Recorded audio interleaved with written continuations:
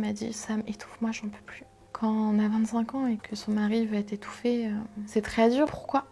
Pourquoi nous? Pourquoi moi? Pourquoi je dois subir ça? Pourquoi mon mari? Pourquoi Alex? Moi, j'avais déjà prévu toute ma vie avec Alex, en fait. C'était impossible pour moi qu'il soit plus là un jour. C'était nous deux ou rien. Mon histoire d'amour avec Alex, elle a commencé, j'avais 20 ans. Donc lui, il avait 3 ans de plus que moi. C'était naturel avec lui. Moi, j'avais pas vraiment connu l'amour avant, donc c'était vraiment différent. Il était plus âgé, plus mature. C'était une évidence tous les deux. C'était un coup de foudre pour moi. Vous savez, quand on aime quelqu'un et qu'on est avec quelqu'un, on l'idéalise. Et moi, vraiment, c'était tout ce que j'aimais chez un homme. Je suis quelqu'un de très indépendante de base, je voulais être hôtesse de l'air, j'ai fait des études pour. Et j'ai toujours dit je veux pas me marier, je veux pas d'enfants. Et en fait avec Alex, j'ai totalement changé quoi. Je suis devenue une autre personne. Et donc du coup il m'a demandé en mariage le 31 mars 2018, le plus beau jour de ma vie. Je pleure, je dis oui, il pleure, il m'avait fait un discours. Mais il était tellement stressé le pauvre. C'était fabuleux, c'était magnifique. Donc après on est parti dans tous les documents de mariage, tout ce qu'il fallait préparer. Donc on a décidé de se marier le 29 juin 2019. Et puis vers septembre-octobre, Alex commençait à grossir du visage et à changer physiquement. Donc c'est vrai que c'était un peu bizarre. Ses amis lui disaient mais tu manges bien à la cantine, qu'est-ce qui t'arrive? Parce qu'il grossissait du visage, mais pas de son corps. C'était vraiment étrange. Et Alex c'est quelqu'un qui est pas du tout démonstratif de base. Il ne montre pas ses émotions, ses sentiments, il a beaucoup de mal. Et là, je le vois pleurer devant le miroir de la salle de bain. Et il me dit, il y a quelque chose qui va pas, Sam. Donc de là, bon, ça fait peur. Moi, je voyais bien, quand je voyais son corps, il y avait de la pilosité qui apparaissait au niveau de son haut du dos, alors qu'il n'en avait pas du tout. Son visage qui était vachement gonflé. Là, on se dit, mais qu'est-ce qui se passe? Donc le soir, je l'accompagne, on va tous les deux voir notre médecin. Donc il lui fait tout un tas de prescriptions. Donc il va faire ses prises de sang le lendemain matin. Et du coup, mon médecin qui m'appelle de son portable sur mon portable à 20h. Il y a quelque chose qui est étrange. Il me dit, faut tout de suite que vous alliez aux urgences. Alex a un taux de potassium qui est très très faible, il peut faire à tout moment une crise cardiaque. Donc on part aux urgences. Et là, le début de l'enfer, parce que là, ça a été le drame en fait qui a commencé. Il reste hospitalisé une bonne semaine et demie. Il fait des examens, il se rend compte qu'il a un taux de cortisol, il est énorme. Alors du coup, ce qu'on comprend, c'est qu'il y a un problème hormonal, qu'il y a quelque chose qui n'est pas normal. Donc il commence à regarder un peu tout ce qui est hormonal, la thyroïde et d'autres glandes qu'on a à l'hypophyse dans le cerveau. Il commence à chercher un petit peu tout ça. Et puis vers 15h, deux médecins, femmes, rentrent dans la pièce. Et là, j'ai compris. Et donc, le verdict tombe. Alex est atteint d'un cortico-surrénalome. Du coup, c'est une tumeur de la glande surrénale qui est due à c'est une hormonale, en fait. On ne sait pas d'où ça vient parce que c'est un cancer qui est très rare, qui touche très peu de personnes et qui est vu comme incurable. Il y a des gens qui s'en sortent parce qu'ils n'ont pas forcément de métastases ou même il y en a qui ont une tumeur beaucoup moins grosse. Mais là, on était déjà sur 20 cm, donc c'était énorme. Et le truc, c'est que son foie était trop touché parce qu'en fait, il faut savoir que le foie, on peut en enlever une partie, ça se régénère. Mais là, c'était pas possible. Donc il fallait soigner son foie parce que c'est un cancer qui est très rare, très peu connu. Il n'y a pas forcément de chimio adapté, de traitement adapté. Donc on devait être suivi, Alex était suivi à Gustave Roussy, donc à Paris. Je ne sais pas si j'ai réalisé sur le moment, je pense que oui. Mais en fait, je m'inquiétais pour Alex. À partir de ce moment-là, mon cerveau il s'est mis en mode Alex. Il n'y a plus qu'Alex maintenant. Tu n'as plus d'émotions, tu montres plus tes émotions. Sois forte, sois près de lui. Donc Alex, ça a été très dur parce qu'il réalisait pas du tout. On se dit mais comment c'est possible? J'ai 27 ans, j'ai toute la vie devant moi normalement. Donc on ne peut pas réaliser. Moi, par la suite, j'ai voulu voir les médecins seule. Et j'ai voulu leur demander s'il allait s'en sortir. J'ai tout de suite voulu savoir. Donc la médecin m'a répondu que non. Il y avait très peu de chance. C'était quasiment impossible. Faut pas le dire aux patients parce que si un malade sait que c'est incurable, il va pas se battre. Donc ça va aller plus vite. Donc j'ai gardé ça pour moi. Et là, ça a été atroce. Parce qu'on se dit, mais combien de temps en fait? Parce qu'elle pouvait pas me dire en semaine, en mois ou en année. Donc on sait qu'on va perdre l'amour de notre vie. On sait pas quand, mais on sait qu'on va le perdre. Que je pourrai plus le serrer dans mes bras ni l'embrasser. Et ça, c'est dur parce que de se dire qu'on va perdre l'amour de notre vie quand on a la chance de le rencontrer, c'est atroce parce qu'on se dit, mais comment se reconstruire derrière ça? Moi, je voulais même pas y penser en fait. Je vivais pour Alex. J'ai arrêté de travailler. Et le problème, en fait, c'est qu'à ce moment-là, on devait partir à Punta Cana, donc on va faire un beau voyage. Et j'avais une très belle annonce à lui dire. J'attendais notre enfant, donc ça a été très très dur pour moi, parce que je lui avais pas encore dit, j'avais tout prévu, j'avais mis une petite cravate d'enfant en fait, parce que ses collègues ont des cravates que leur enfant leur offre en fait, donc elles sont moches quoi. Et du coup, j'avais acheté cette boîte et je voulais lui annoncer à Punta Cana quoi. J'étais tellement mal que j'ai perdu notre enfant à la maison toute seule. Et en fait, ça a été tellement de l'angoisse et du stress qu'à ce moment-là, ça a été terrible. Parce qu'en même temps, je venais de perdre notre enfant. Ça faisait des années qu'Alexis voulait qu'on ait un enfant et moi, je me sentais trop jeune. Et en même temps, je me disais, mais je vais perdre aussi mon mari. Donc, j'aurais même pas un petit être de lui. J'aurais même pas, en fait, notre amour lié par un enfant un jour et ce qui m'aurait donné la force aussi d'avancer plus tard. Donc ça a été atroce, mais j'ai décidé de jamais le dire à Alex, en fait, parce que ça l'aurait tué. Alors après, il est sorti. Donc, il n'a pas été hospitalisé tout le temps. Les chimio-embolisations, donc c'était la chimio pour le foie, a commencé. Il a commencé à perdre 15 kilos, à vomir tout le temps. Donc je m'inquiétais, je regardais tout le temps sa respiration. Parce qu'à partir de ce moment-là, dans notre tête, c'est à tout moment il peut partir. Donc dès qu'il dort, je regardais sans cesse sa respiration. Donc quand il n'était pas hospitalisé, c'était l'hospitalisation à domicile. Il avait de la morphine, il avait, vous savez, ce qu'on a à l'hôpital, il l'avait à la maison.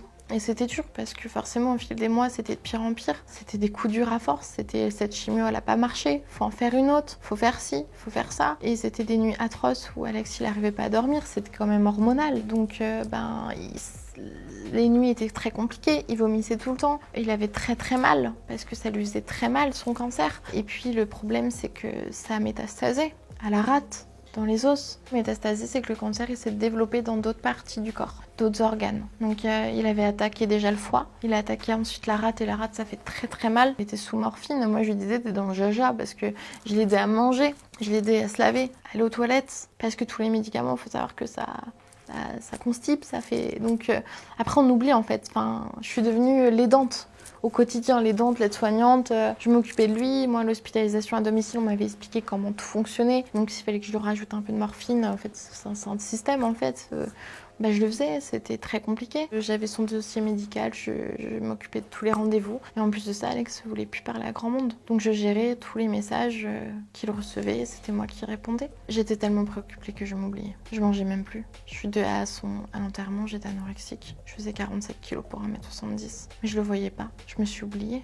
Parce qu'on s'oublie quand c'est comme ça, on peut pas penser à soi. On pense à l'autre, on vit pour l'autre. Et puis il en avait marre. Et plein de fois, il s'est réveillé la nuit, il m'a dit « Sam, étouffe-moi, j'en peux plus ». Donc c'est atroce. Quand on a 25 ans et que son mari veut être étouffé, même pas, j'avais 24 ans encore, que son mari veut être étouffé, c'est très dur. Et j'étais en colère même contre lui. Et j'avais l'injustice qui revenait en fait. Pourquoi nous? Pourquoi moi? Pourquoi je dois subir ça? Pourquoi mon mari? Pourquoi Alex? Qu'est-ce que j'ai fait? Quand ça fait 5 ans qu'on aime une personne et qu'on imagine. Moi, je suis très carrée, donc j'aime tout soit organisé. Donc moi, j'avais déjà prévu toute ma vie avec Alex, en fait. C'était écrit, c'était après on aura un enfant après le mariage. Donc là, c'était plus ça dans ma tête. Mais je me retrouvais sans lui. Et en fait, j'imaginais pas l'après. C'était impossible pour moi qu'il soit plus là un jour. C'était pas possible. C'était nous deux ou rien. Heureusement, donc, on a décidé d'avancer le mariage et de le faire le 23 février 2019. C'est dur de se marier en se disant je vais perdre mon mari. À ce moment-là, Alex réalisait en février qu'il allait mourir. Parce qu'à Gustave Roussy, on nous a dit que ça allait être très compliqué parce qu'aucune des chimios ne faisait effet. C'était dur, mais c'était unique aussi à la fois. On était en petit comité et je voyais Alex qui était heureux parce qu'il se disait voilà, c'est la femme de ma vie, ça y est, c'est ma femme, c'est mon épouse. Je suis fière et moi j'étais très fière aussi, c'est quelque chose qui était important que je porte son nom. Aujourd'hui je porte encore son nom, je veux garder son nom. Donc c'est vrai que c'est très important et ça a été un moment fabuleux, très dur. Parce que forcément, il y a des moments où on flanche un peu, il y a des moments où le retour à la réalité il est là. Mais il a tenu, on a fait ça en tout petit comité, on a fait la soirée chez nous dans notre salon. On a été ensemble et il a tenu toute la nuit et c'était incroyable. Puis au fil des mois, un jour il a été hospitalisé. Et donc là, 2 jours après, le mercredi, le docteur me dit Alex nous a parlé qu'il voulait être sédaté. Donc c'est-à-dire endormi définitivement. C'est être mis en fait dans une sorte de coma pour plus plus être alimenté, plus rien, pour mourir. Aujourd'hui, on n'a pas le droit d'euthanasier une personne, mais on a le droit de sédater une personne malade. C'est arrêter de se battre, c'est décider qu'on t'endorme et que tu ne te réveilleras pas. C'est pour éviter tout acharnement thérapeutique, et parce qu'il pouvait plus. Il pouvait plus, mais ça a été très dur. C'est vrai que quand il a dit ça, je lui ai dit non, je lui ai dit mais non, non. Et puis après, j'ai dit Sam, si c'était toi. Quand on aime une personne, on n'a pas le droit d'être égoïste. Si je l'aime vraiment. Donc dans ma tête, je me dis si tu l'aimes vraiment, réellement, son souhait c'est de mourir. Donc tu dois accepter. Donc c'est dur. Donc il a décidé de se faire sédater. Donc il a dit au revoir à toute sa famille. Et a décidé que lors de la sédation, il n'y ait que moi avec lui. Donc ça a été compliqué à gérer pour sa famille. Donc tout le monde avait dit au revoir. C'était à mon tour. Et moi j'allais le voir. Enfin, sédater, s'endormir. Et là encore une épreuve, parce que on rentre dans cette pièce, on se tient la main, on se regarde. Et là les médecins, il a 27 ans, donc ils mettent une bonne dose. Et là, ça y est, il s'endort. Je sors de la pièce. Je m'étais jamais effondrée, j'avais jamais pleuré. Et là, j'ai tenu la barre de l'hôpital et je me suis effondrée par terre et j'ai hurlé, comme on peut voir dans les films. Parce que là, en fait, ça y est, c'est la fin. Dans quelques jours, Alex, je pourrais plus le toucher, je pourrais plus le sentir, je pourrais plus avoir son odeur. Et à ce moment-là, j'entends une infirmière qui dit « Madame Gruvier, dépêchez-vous ». Et en fait, mon mari s'était réveillé, malgré la dose. Alex s'était réveillé et crié « Ma femme, ma femme ». Et en fait, il a dû se faire sédater plusieurs fois. Parce qu'en fait, il était tellement jeune, il était tellement tenace, qu'il s'est réveillé 4 fois. Donc, mais sur 3 jours, j'arrivais pas à dormir la nuit. Clairement, je ne mange plus, je ne dors plus à ce moment-là parce que je me dis à tout moment, il part et je sors plus de la chambre. J'ai plus vu le jour. Là, c'était à partir de ce moment-là, on s'est promis de se tenir la main tout le long jusqu'à ta mort. Et à ce moment-là, je veux être là, je serai là. Et je t'abandonnerai pas jusqu'à ton dernier souffle. Là, c'est devenu compliqué parce que la nuit, il se réveillait, je le voyais s'asseoir et me chercher. En fait, il était perdu, il avait une dose de cheval dans le corps de sédation, mais il arrivait à s'asseoir. Même les médecins, ils étaient là, ils disaient mais on n'a jamais vu ça, on n'a jamais vu ça. Puis c'est dur parce qu'en fait, à chaque fois, on le rendort. Donc en fait, à chaque fois, on vit la sédation, mais plein de fois. Pas une fois, on sédate et puis hop... Non, là, il fallait l'endormir et c'est des doses encore plus fortes. Donc à chaque fois, on se dit, il me reparle, il y a encore une interaction. Et puis jusqu'au moment où le dimanche, la dose était suffisante. Et après, à partir du dimanche, Alex faisait un gros dodo, quoi. Et puis le mardi matin, le 4 juin 2019, je sais pas pourquoi, j'ai senti que ça allait être là. Qu'il allait partir aujourd'hui. Les infirmières, les aides-soignantes, elles me disaient beaucoup de lui parler, de lui caresser la main parce qu'il peut le ressentir. Et du coup, je les écoutais Ed Sheeran, voilà quoi. Et puis à un moment donné, là c'est vraiment le moment le plus dur dans tout ça. J'ai commencé à sentir son corps se refroidir. Et là j'ai compris. Et là, on se dit, ça y est, il part. Ça y est, c'est le moment, je vais plus l'avoir près de moi, il va plus être là. Et je lui dis, je t'aime plus que tout au monde. Tout ce qu'on se disait tout le temps. Et là, il a fait son dernier soupir. Et après, il n'y en a plus. Et là, ça a été dingue parce que les infirmières, elles ont dit, il vous a répondu. Moi aussi, en gros.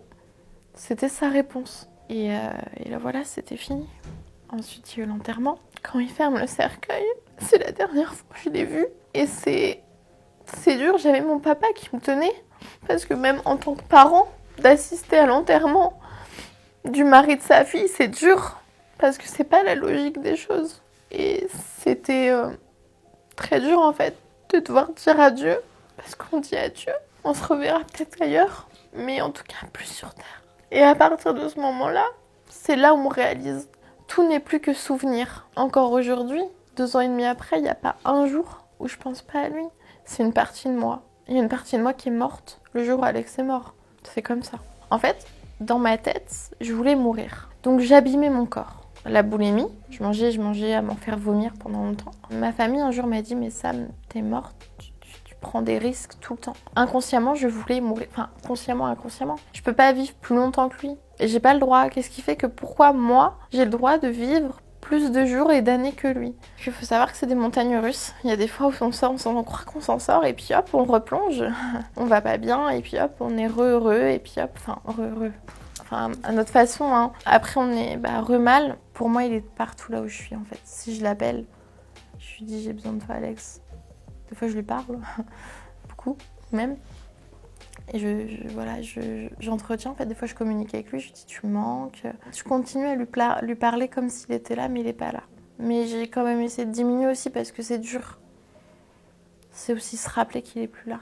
Et puis aujourd'hui, grâce à ces mots qu'il a eus le soir de la Saint-Valentin, Alex, il m'a dit c'est notre dernière Saint-Valentin ensemble. Je veux que tu refasses ta vie, je veux que tu continues. Promets-moi de ne pas me rejoindre. C'est là aujourd'hui où je le remercie. Je suis pas du tout en colère comme j'ai pu l'être. Je le remercie parce que grâce à ces mots, aujourd'hui, j'ai quelqu'un. Et j'arrive à me projeter, à avoir des projets.